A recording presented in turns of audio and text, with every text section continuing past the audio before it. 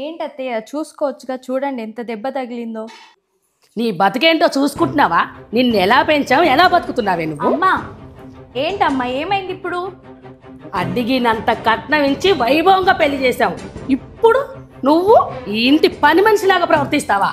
అమ్మ నన్ను ఇక్కడ ఎవరు పని మనిషిలాగా చూసుకోవట్లేదు, నాకేం బాధ లేదు.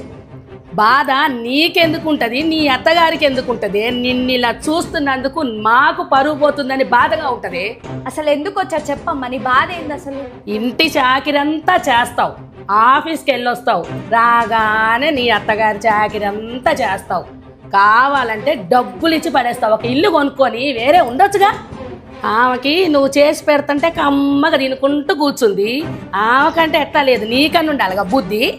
అమ్మ మా అత్తగారి గురించి కానీ ఇంటి గురించి కానీ ఇంకోసారి తప్పుగా మాట్లాడవనుకో, తల్లివని కూడా చూడని ఏం చేస్తానో నాకే తెలియదు. మా అత్తగారు ఖాళీగా కూర్చొని తింటున్నట్టు కనిపిస్తుందా నీ కళ్ళకి?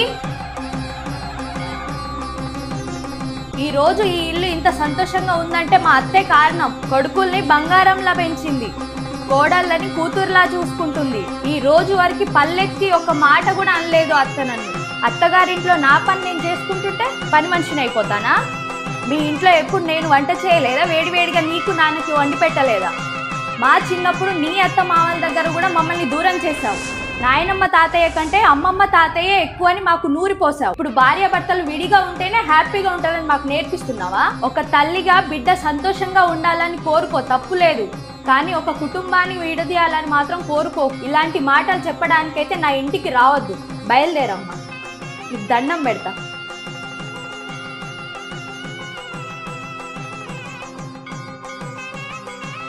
రామాయణం రాముని వైపు నుండి చూస్తే సీత గీత దాటడం తప్పనిపిస్తుంది. సీత వైపు నుండి చూస్తే రాముడు ఎందుకు ఇంత కఠిన నిర్ణయం తీసుకున్నాడు అనిపిస్తుంది. రామాయణం ఒక్కటే, చూసే ధోరణి వేరు. ఎవరి కోణం వాళ్ళది, ఎవరి ఆలోచన విధానం వాళ్ళది. ఇంటి పని చేసినంత మాత్రాన వాళ్ళు పని మనుషులు అవ్వరు, అది గుర్తుపెట్టుకో. కూర్చొని మేమిచ్చే కాఫీ తాగి వెళ్ళండి. లత, అమ్మ కాఫీ కలిపి తీసురా.